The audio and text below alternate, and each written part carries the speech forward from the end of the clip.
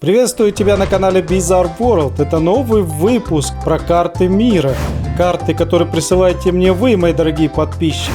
Интересные, прикольные, познавательные, исторические карты. Ну что, готовы к новому выпуску? Тогда давайте приступать к просмотру.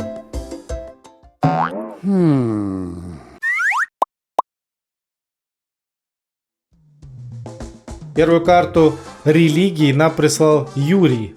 Он пишет, что карту сделал сам. Здесь у нас обозначены на карте Европы 3 главенствующие мировые религии. Это, собственно, христианство, ислам и буддизм. Как вы видите, эти религии образовали некие новые, так сказать, образования. Да? Католицизм, протестантизм, соответственно, это Западная Европа. Да? Православие — это уже Россия и страны СНГ, соответственно. Армянская апостольская церковь также относится к христианской. Ислам — это уже зеленый, суннизм и шиизм. Зеленый, темно-зеленый — это Турция и другие страны. И буддизм, соответственно, синим цветом. Следующая карта от Александра. Это карта Казахстана. А точнее, какие страны поместились бы в Казахстане. Ну, соответственно, как мы видим по этой карте, сюда взяли и, так сказать, засунули другие страны. Ну и то, что я здесь вижу, здесь, по-моему, справа, это у нас Германия, также Беларусь, Швейцария, Португалия, ну, в общем, некоторые другие страны, Чехия. По очертанию, думаю, вы сами все видите. Ну, достаточно много стран, на самом деле, помещается Казахстан. Ведь, на самом деле, Казахстан не такой маленький, как он кажется и какой он виден на карте мира. Он более 2 миллионов 700 тысяч квадратных километров. Да и население около 20 миллионов человек. Кстати, Казахстану привет и всем жителям Казахстана от Бизарыча лично. А это страна, созданная, так сказать, подписчиком Богдания. Меня зовут Богдан, посылаю со страницы мамы, я не зарегистрирован. У меня есть закон, что цены в моей стране как в СССР. Давайте-ка посмотрим страну Богдания. Ну, это, так сказать, островная страна, как мы видим, да. Видимо, социалистическая, коммунистическая, потому что мы флаг видим СССРовский, да. Союз какой-то. Так, что тут по обозначениям?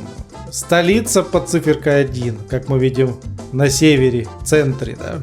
Разные районы, Горинск, Колинск, Олинск, видимо, то у него там родственники есть, у всех районов. Сельскохозяйственная деревушка под 5 номером, порт есть, ну порт это хорошо, да. Деревушки, кукурузные поля, леса и горы также присутствуют. Ну, горы серым обозначены, а леса 11 тоже слева. Я думал, это озеро, оказывается, это леса. Вот такой вот островок Богдания. Находится Богдания, как я вижу, в Тихом океане, где-то между Камчаткой и Японией. Страна выдуманная. Да. Следующую карту прислал Владимир. Карта любителей чая или кофе. Как вы знаете, в мире множество людей любят кофе. Но, как оказалось, и чай любит достаточно много людей. По сути, мир разделился на любителей кофе и любителей чая.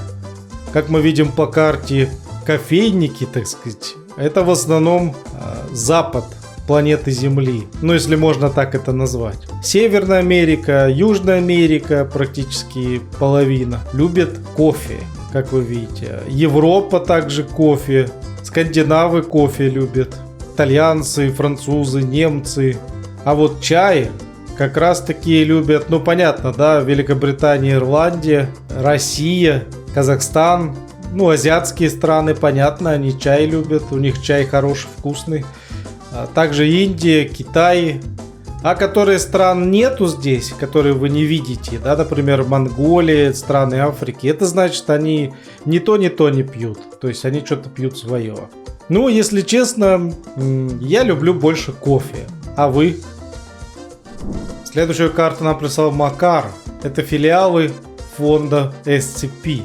Ну, соответственно, фонд SCP, ну, это такая, сказать, если кратко, вселенная научно-фантастическая.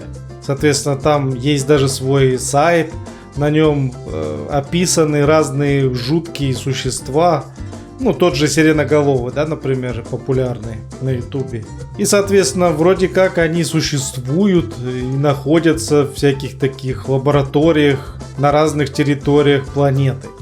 Соответственно, здесь и обозначены филиалы, раскиданные по всей планете. Североамериканские, южноамериканские, европейские, российские, среднеазиатские, восточноазиатские, североафриканский, южноафриканский и Южная Океания. В этих регионах находятся разные, так сказать, филиалы. Ну, то есть лаборатории, видимо, где этих монстров держат, изучают. Ну, на самом деле это все, так сказать, вымышленно. Но с другой стороны, а кто его знает?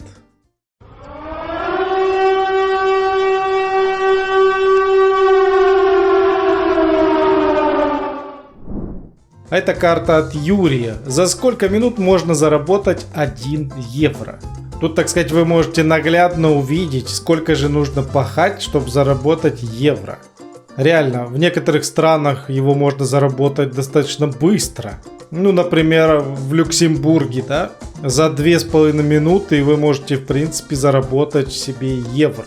Ну, или, например, в Исландии, в Дании тоже достаточно быстро, в Норвегии, в Скандинавах, собственно, там во всех странах быстро довольно-таки. А вот, например, Украина, Молдова, вы можете заработать себе кое-что другое, кроме евро. Да.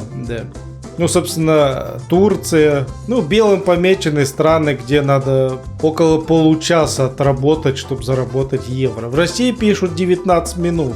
Ну, не знаю, можно ли за 20 минут заработать евро, то есть около 100 рублей. Получается, около 300 рублей в час, да, можно зарабатывать по этой карте, судя. Ну, знаете ли, например, в Липецке почасовая оплата около 100 рублей в час. Ну, вот как-то так. Следующую карту прислал Делеты. Не знаю, может быть, это аккаунт уже удалил человек, а может быть, у него такой никнейм. Но в любом случае, давайте глянем карту. Это карта Мемарики Шмишарики Первой мировой войны. Ну, такая мемная, да, карта, посвященная мультфильму Шмишарики. Блин, Смешарики, Шмишарики. В общем, исторические мемы. Первая мировая 1914 по 1918 года. Ну, здесь обозначены все страны в виде как раз вот этих персонажей, да. Скандинавы, видите, с рогами, да. Тут, соответственно, британцы тут в такой шляпе. Быки в Испании, летучие мыши в Италии, соответственно, жабы, лягушки во Франции, лягушатники, да. Турецкие смешарики, ну и центральноевропейские различные. Вот такая вот довольно-таки забавная карта. Кстати, скандинав, смотрите-ка, рыбу ловит. Рыбу они любят, да. Еще одна карта от Делет. Привет, Безарч, я тебе приготовил карту, где проживают немцы в Европе. Как вы видите, большинство немцев проживают, собственно, в Германии. Ну, это не удивительно, правда? Также много немцев в Австрии проживает. В Швейцарии немцев прилично. В Пруссии, в Польше, ну, в основном западной части Польши. Ну и так по Европе раскиданы такие, так сказать, образования немецкие, да. В России же, как мы видим, большое образование немцев Волга-Дойч, то есть волжские немцы. Достаточно много. В Казахстане я не вижу немцев, что интересно. Насколько я знаю, в Казахстане я сам жил, их там очень много. Так сказать, отправляли поднимать целину и так далее. И потом они мигрировали уже в конце 90-х, собственно, с Казахстана в Германию. Также есть немцы даже на Кавказе, смотрите. Кавказские немцы. Ну и в Украине есть украинские немцы, в Беларуси даже есть. Если смотрите с Германии, вам привет отдельный. Ну и несколько карт, которые я для вас сам приготовил. Первая карта 1534 года. Тогда Бразилия имела прямые границы. Посмотрите на это великолепие. Все перфекционисты, так сказать, просто тащатся, глядя на эти разграничения границ. Вы просто взгляните на эти ровные территории. Представляете, вот так бы все страны делили. Просто взяли вот так вот, как тетрадка, лист, соответственно, с прописью, да? И вот так расчертили. Тык-тык-тык-тык-тык. Красота, лепота. А это уже любопытная карта. Сейчас объясню, что здесь. Византийская империя, да, знаете, такую была. В общем, она использовала систему маяков, такой некий оптический телеграф того времени, для передачи через Малую Азию в Константинополь сообщений. Эта линия маяков была протяженностью 720 километров. Представляете? Что удивительно, сообщение шло всего лишь 1 час. То есть за 700 километров за час успевали с помощью этих вот систем маяков передать какое-либо сообщение из Малой Азии в Константинополь. Прикольно, да? Ну так вот. Ну а что, мобильников не было, сообщений, телефонов, интернета, ничего не было. Это очень-очень быстро. А это карта посетителей Лас-Вегаса 1989 года. Ну, Лас-Вегас, кто не знает, это, так сказать, мекка игроманов. Все, кто любит азартные игры, казино, там всякие рулетки, блэкджеки и прочее, все едут в Лас-Вегас. Вот такую забавную карту сделали. Кстати, территория Лас-Вегаса, по сути, пустыня. Но там умудрились как-то сделать, соответственно, город, основать. И его, так сказать, развить до таких масштабов, что его знает весь мир. Забавно, в левом углу, посмотрите-ка, здесь парни тащат деньги. Просто кучами. Везут деньги из Лас-Вегаса, типа навыигрывали. Но, как мы понимаем, скорее всего, ситуация здесь обратная. Скорее всего, они без штанов и в труселях и босиком уходят из Лас-Вегаса. Вот это более правдоподобный результат игр в азартные, так сказать, всякие развлечения. Ну и по традиции карта-загадка. Что обозначено на этой карте России? Посмотрите, подумайте и напишите в комментариях свою версию. Карту-загадку нам прислал Арсен. Спасибо тебе за карту-загадку, Арсен. Ну и не забываем, друзья, ставить лайк, подписываться на канал Bizarre World. Увидимся в следующем выпуске. Всем спасибо. Пока-пока.